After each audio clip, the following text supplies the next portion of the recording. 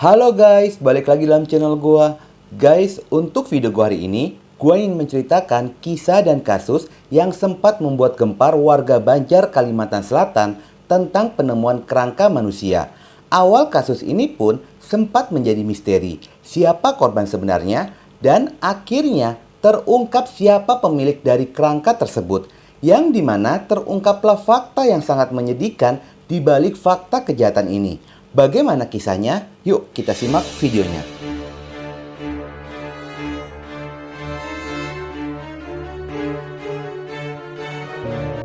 Kasus ini berawal pada hari Rabu tanggal 13 April 2022 sekitar jam 11.30 WITA di Dusun Cungkir Desa Kahelan, Kecamatan Sungai Pinang, Kabupaten Banjar, Kalimantan Selatan. Ada seorang warga bernama Arifin sangat dikejutkan dengan penemuan kerangka manusia.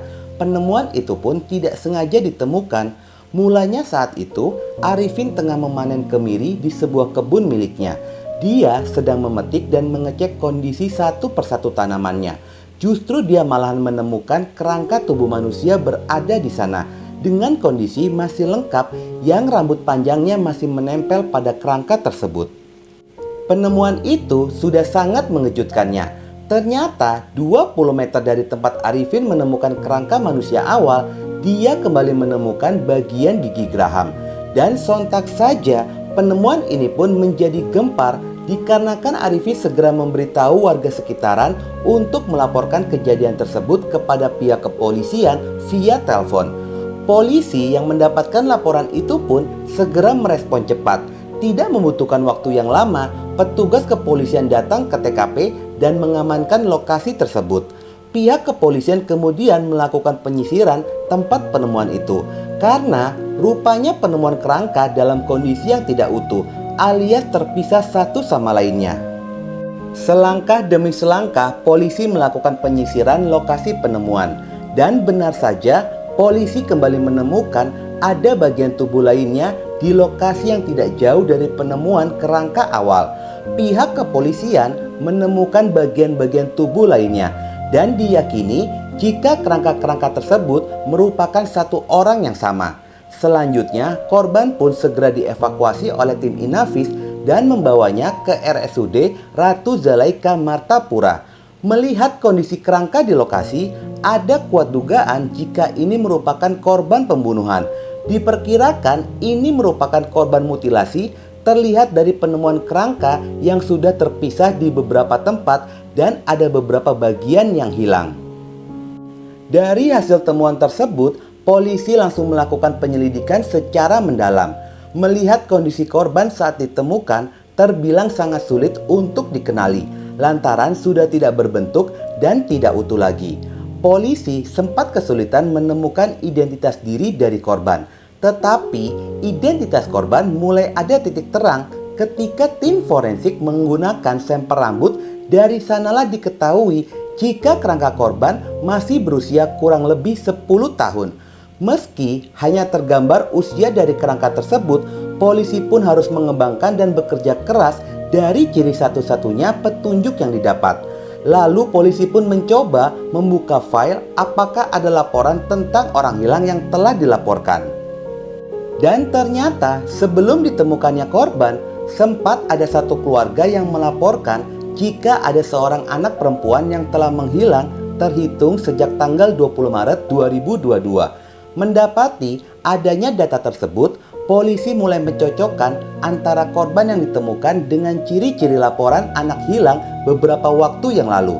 Setelah memastikan ada beberapa kecocokan, polisi pun segera mengundang keluarga korban untuk datang ke RSUD Ratu Zalaika Martapura guna melakukan pencocokan identitas dan ciri korban serta melakukan tes DNA. Saat keluar hasil itu, terungkaplah fakta jika kerangka tersebut merupakan anak berusia 10 tahun yang telah menghilang. Korban merupakan salah satu anggota keluarganya yang berinisial PWU berusia 10 tahun dan saat ini tengah duduk di bangku kelas 3 sekolah dasar. Isak tangis keluarga pun sontak pecah ketika menerima kenyataan jika korban sudah tiada. Pihak kepolisian pun segera mengumpulkan beberapa keterangan dari para saksi dan juga keluarga. Menurut orang tua korban, setelah izin berpamitan untuk main ke rumah temannya, namun sejak saat itu korban pun tidak kunjung pulang ke rumah. Tetapi ada saksi mata yang mengatakan bahwa sebelum menghilang, korban sempat bermain di depan rumah RF, pria berusia 26 tahun yang merupakan sepupu dari korban. Dan menurut keterangan saksi, RF adalah orang terakhir yang berkomunikasi dengan korban. Berbekal informasi yang didapat dari para saksi, tim kepolisian segera mencari tahu keberadaan dari RF untuk dimintai keterangan. Tidak membutuhkan waktu yang lama karena lokasi rumah RF dan korban cukup berdekatan. Akhirnya pihak kepolisian berhasil mengamankan RF untuk dimintai keterangan sebagai saksi. Namun ternyata setelah dilakukan interogasi dan menggali petunjuk, RF mengakui semua perbuatannya bahwa dirinya lah yang telah tega menghilangkan nyawa sepupunya berinisial PWU yang masih berusia 10 tahun. Dari keterangan pelaku, RF mengakui jika motifnya adalah dia merasa khawatir ketahuan karena pelaku telah melakukan pelecehan kepada korban. Di samping itu ada motif lainnya, yakni pelaku merasa dendam kepada ayah korban dikarenakan ayah korban pernah melontarkan perkataan yang tidak enak didengar kepada ibu pelaku. Di dalam interogasi itu, kejadian bermula pada tanggal 20 Maret 2022. Saat itu, korban tengah datang ke rumah pelaku untuk menonton TV. Kebiasaan itu sering dilakukan lantaran di rumah korban tidak memiliki TV. Korban pun sering berkunjung ke rumah pelaku untuk sekedar bermain atau menonton TV. Pada saat korban datang dan menonton TV, awalnya pelaku pun tidak memperdulikannya lantaran pelaku saat itu sedang fokus memainkan handphonenya dan membuka sosial media. Di sana dia sedang melihat beberapa foto-foto wanita syur yang memicu hasratnya meninggi dan kepikiran untuk melampiaskannya kepada korban. Dari belakang tiba-tiba saja pelaku menggenggam erat leher korban yang sedang asik menonton TV. Sampai kondisi korban pun menjadi lemas tidak berdaya. Pada saat itu kondisi korban masih hidup dan saat itulah pelaku mulai melancarkan aksi jahatnya kepada korban untuk memuaskan hasratnya. Saat dirasa sudah terpuaskan, tiba-tiba saja pelaku mendengar suara ibu korban yang memanggil-manggil korban dari luar rumah. Sontak saja hal itu membuat pelaku menjadi panik dan kebingungan harus melakukan apa. Di tengah kebingungannya, pelaku khawatir korban terbangun dan melaporkan perbuatannya. Justru dia malahan menggenggam erat lagi leher dari korban hingga korban pun benar-benar tidak bernyawa. Pelaku lalu membawa tubuh korban ke arah dapur yang sebelumnya pelaku pun sudah memiliki rasa dendam kepada ayah korban. Pelaku memutuskan untuk memisahkan korban dan membaginya menjadi beberapa bagian. Setelah itu, korban pun dimasukkan ke dalam karung. Setelah pelaku benar-benar selesai melakukan aksinya, pelaku pun segera membersihkan dapur agar tidak ada noda darah yang tersisa dan bergegas untuk pergi menggunakan sepeda motor dengan membawa potongan tubuh korban ke sebuah perkebunan warga yang berjarak 2 km dari rumah pelaku. Sesampainya di kebun tersebut, pelaku kembali memisahkan tubuh korban. Setelahnya, beberapa bagian tubuh dimasukkan kembali ke dalam karung dan membawanya ke arah jurang, lalu dibuangnya ke dalam jurang tersebut.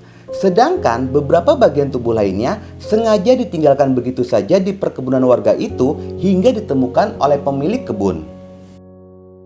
Setelah mendapati informasi tersebut, polisi pun segera meluncur tepatnya pada hari Jumat tanggal 15 April 2022 sekitar pada jam 4 sore meluncur ke TKP dan mencari potongan tubuh yang hilang. Dalam waktu 2 jam pencarian, polisi pun berhasil menemukan tubuh korban berada di semak-semak jurang dan di dalam sebuah karung yang berjarak 200 meter dari temuan bagian tubuh korban yang lainnya. Atas perbuatannya, pelaku terancam terjerat pasal berlapis, yakni pasal 338 KUHP tentang pembunuhan dan pasal 80 ayat 3 Undang-Undang tentang Perlindungan Anak dengan hukuman pidana maksimal 20 tahun. Guys, banyak kejadian kejahatan yang berawal dari dendam. Tidak bisa melampiaskannya kepada orangnya dan yang menjadi korban adalah orang terdekat dari yang bermasalah. Dari sini ada pelajaran yang berarti butuh kontrol diri dengan marah, kesal, dan dendam. mungkin terpuaskan sesaat, tetapi ujungnya adalah penyesalan. Dan satu lagi, jagalah dalam bertutur kata. Terkadang lidah tidak bertulang. Tanpa sengaja, ucapan yang terlontar menyakiti hati orang lain. Semoga kalian selalu dalam perlindungan Allah Subhanahu wa Ta'ala, baik diri kalian ataupun keluarga. Oke guys, sekian dulu video gua hari ini, dan jangan lupa ikuti terus video gua. Oke?